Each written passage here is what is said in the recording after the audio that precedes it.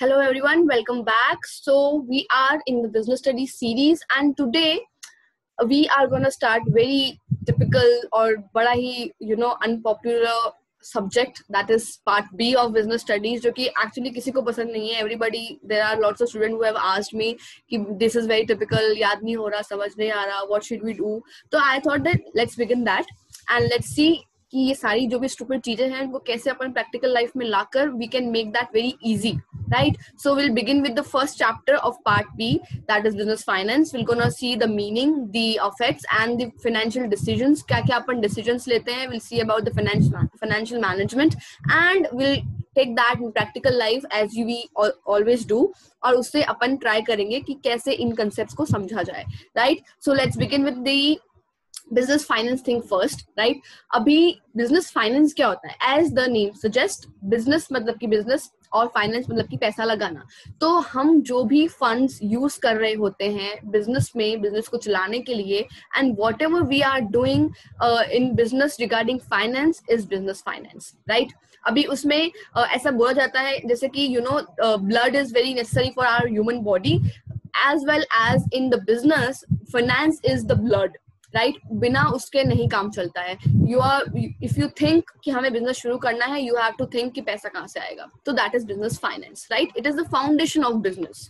Now when we talk about the financial management, see management का मतलब आपको पता है चीजों को मैनेज करना. फाइनेंशियल का मतलब क्या होता है कि फाइनेंसेस जो भी हैं, पैसा जो भी है, उनको कैसे मैनेज करेंगे, हाउ वी अलोकेट फंड्स, हमको पैसा लाना कहाँ से है, पैसा लगाना कहाँ पे है, उसका वापस क्या इन्वेस्टमेंट करना है, क्या उसका रिटर्न आना है, how will we allocate and collect money, that is finance management. अभी मैनेजमेंट का इसका रोल ये है यहाँ पे दैट अपन जो पैसा लगा रहे हैं या जो पैसा ला रहे हैं उसको अपन अच्छी तरीके से यूज करें ताकि कुछ भी नुकसान ना हो, right? That is what business management is. It is simple, अगर टर्म्स में बोलना हो, इट इज द एक्विजिशन या फिर use of funds or how we will allocate, how we will collect the funds, that is financial management, right? That is what it is. Now there are some objectives. See, अभी क्या होता है कि अपन कुछ कर रहे होते तो we have to have some aim for that, right? इसका एम सिर्फ एक ही चीज है, हमारे जो इक्विटी शेयर होल्डर्स होते हैं, अभी उनसे अपन रिलेट करके चलेंगे ऑब्जेक्टिव्स को. इक्विटी शेयर होल्डर्स वो होते हैं जो अपनी ही कंपनी में इन्वेस्ट करते हैं, अपना ही पैसा है, उनको अपन को उसी एरिया में अपन लोग डील कर रहे होते हैं. They are our shareholders, वो परचेज आर शेयर्स, राइट? तो वो पैसा उनको, उनकी वेल्थ कैसे मैक्सिमाइज करें अपन, उसके लिए अपन को फाइनेंशियल मैनेजमेंट का यूज करना पड़ता है.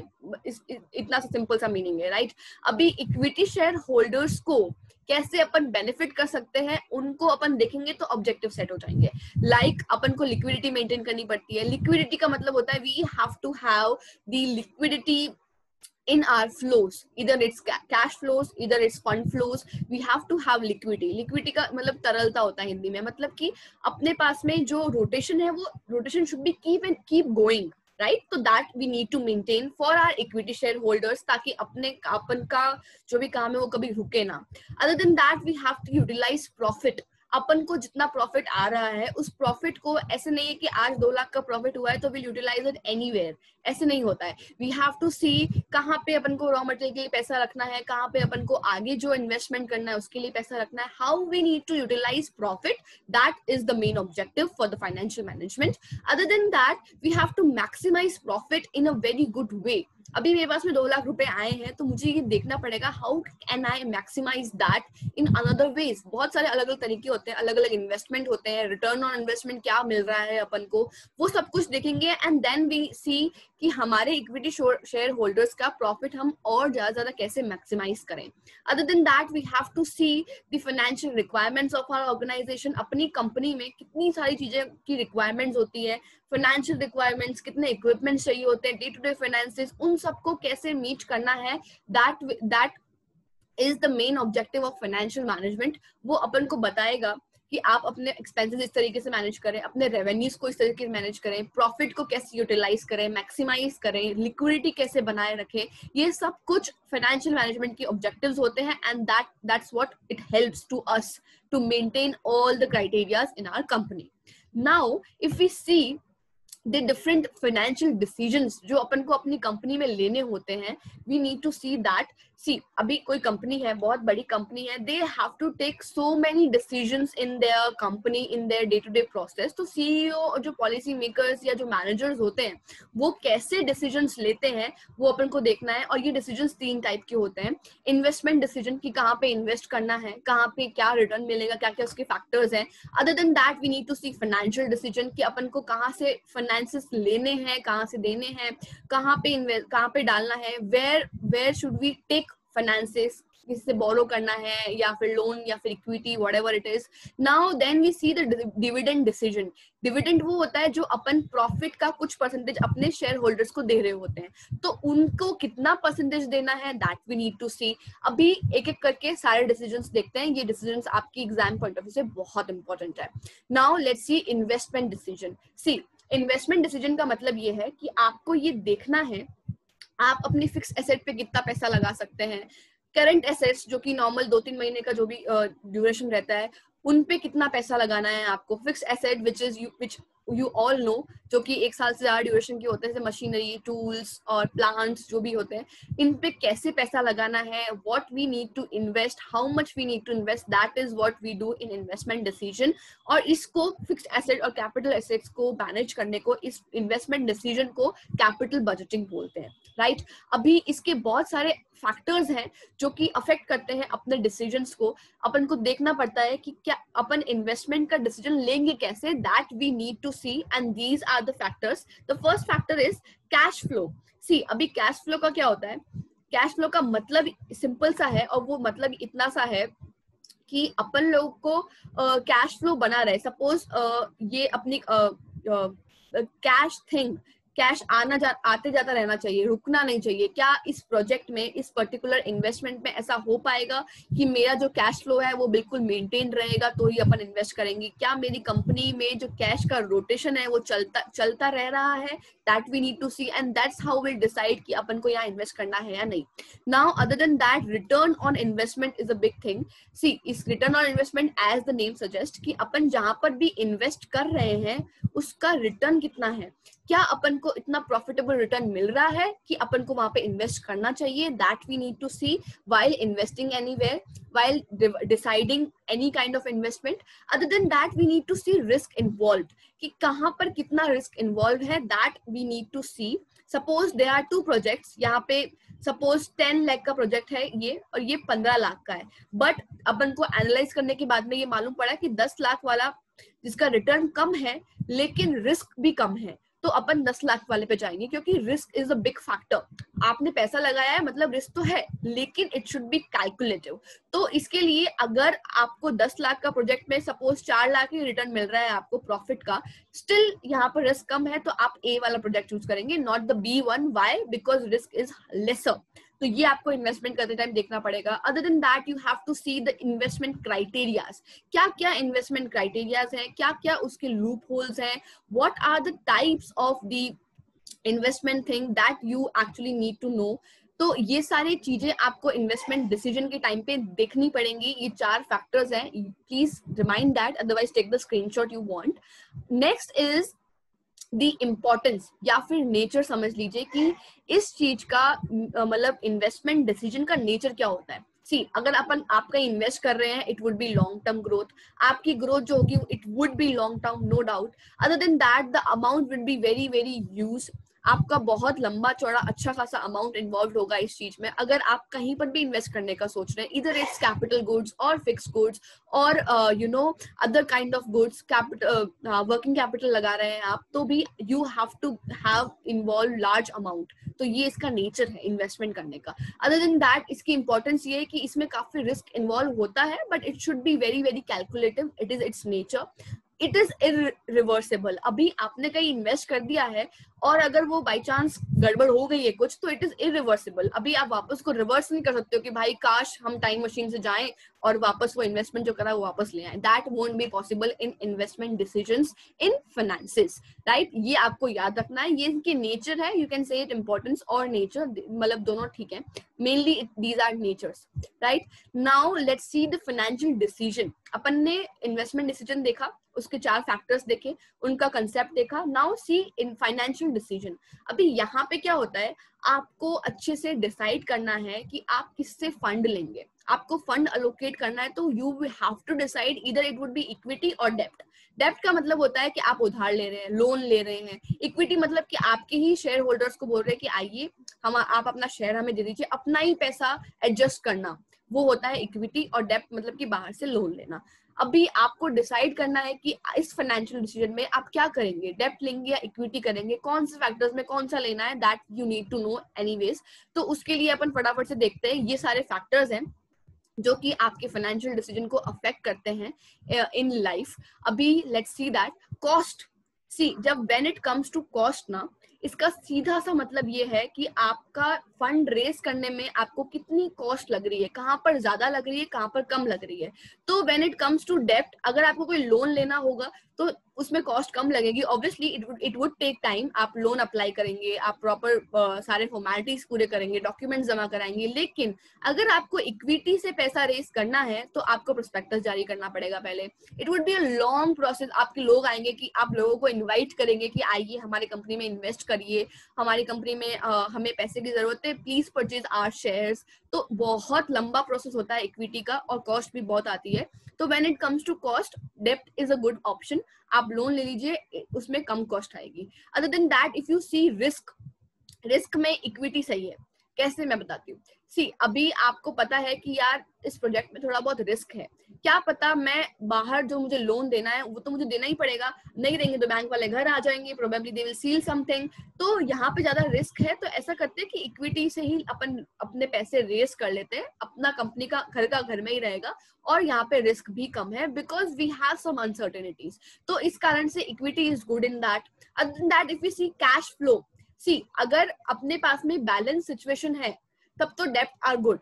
अगर अपने कंपनी के कैश फ्लोज बहुत बैलेंस्ड है, बहुत you know it is satisfactory, cash flow का जो कैश का रोटेशन है it is keep on going, तब तो डेप्ट ठीक है कि चलो यार ले लेंगे. क्योंकि अगर हमें जब भी पैसा या ईएमआई देनी होगी या जो भी भरना पड़ेगा पैसा, वो अपन इजीली दे देंगे, कहीं फंसेंगे नहीं. But it is not like that, then equity is good. ठीक है. Other than that you have to see the control consideration. You have to see that आपके कंपनी में फाइनेंसेस का कंट्रोल किस तरीके का है. You have to consider that. अगर आपने पहले कोई लोन्स ले रखे हैं या पहले कुछ और बोरो कर रखा है, वो रिकवर हो रहा है, उसकी रिकवरी रेट कैसी है, ये सारी कंसिडरेशन है. You need to check that and then you need to decide कि हम कहाँ से पैसे अपने रेस करवाएं. उसके अलावा देयर इज फ्लोटेशन कॉस्ट. अभी this is the cost where छोटे मोटे जो भी खर्चे होते हैं, जो भी बिल्स होते हैं या फिर छोटे मोटे जो भी डे टू डे लाइफ के खर्चे होते हैं, ये नॉर्मल खर्चे होते हैं, फ्लोटेशन कॉस्ट में आते हैं वो. तो उसके लिए अगर वो ज्यादा है तो डेप्ट इज गुड फॉर दैट. अगर आपकी ये सारे एक्सपेंसेस ज्यादा है तो you should go with the dept.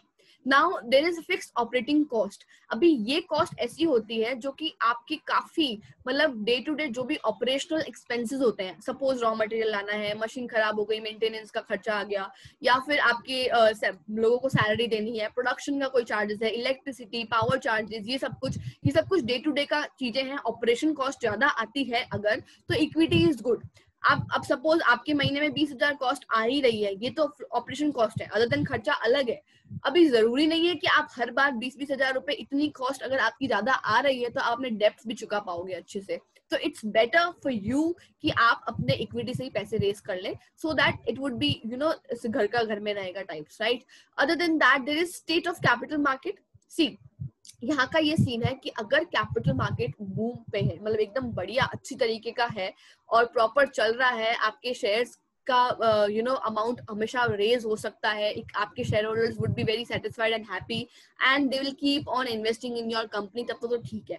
But अगर स्टॉक मार्केट, कैपिटल मार्केट जो है वो डाउन चल रहा है, तब डेप्ट are the good option. Loan will be the good option क्योंकि वहां पे कोई कैपिटल मार्केट का लेना देना नहीं है. आप पैसा लीजिए, आपको जहां लगाना है लगाइए और टाइमली पे कर दीजिए, तो that would be good for you. तो ये सारे फैक्टर्स हैं जो आपको अच्छे से ध्यान में रखने हैं और लॉजिक्स लगाना है कि ये सारे आपको सिर्फ लॉजिक लगाना है कि कॉस्ट ज्यादा आएगी तो डेप्ट would be the good option, क्योंकि कॉस्ट डेप्ट में कम आएगी। फिर रिस्क की बात आएगी तो इक्विटी में कम रिस्क रहता है क्योंकि वो घर का घर में ही रहेगा।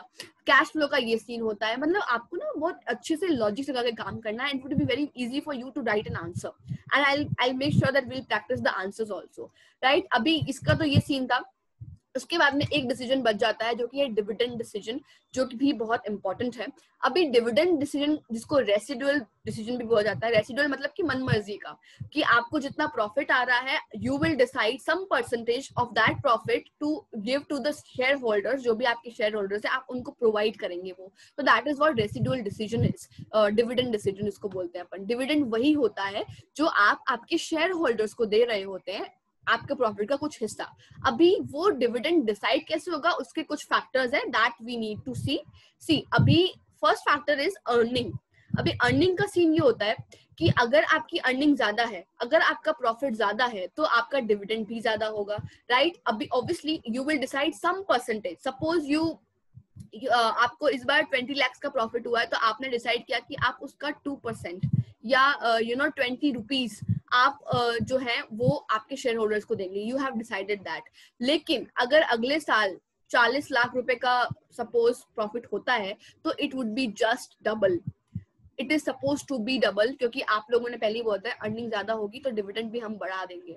तो इसी तरीके से अगर अर्निंग ज्यादा होगी तो ऑब्वियसली डिविडेंड भी ज्यादा होगा। अर्निंग में स्टेबिलिटी रहेगी, आपके प्रॉफिट जो है वो बिल्कुल एटलीस्ट बढ़ नहीं रहे लेकिन घट भी नहीं रहे। तो स्टेबिलिटी जब रहेगी आपके प्रॉफिट्स में, तो भी डिविडेंड जो होगा वो भी स्टेबल रहेगा या फिर बढ़ेगा, घटेगा नहीं। Other than that cash flow भी आपका देखा जाएगा कि अगर आपके कंपनी में कैश का rotation is very good, cash आ जा इजीली रहा है, कन्वर्ट इजीली हो जा रहा है, बहुत अच्छे से रोटेशन चल रहा है, तो dividend will be increasing, right. It will increase by the time according to the profit.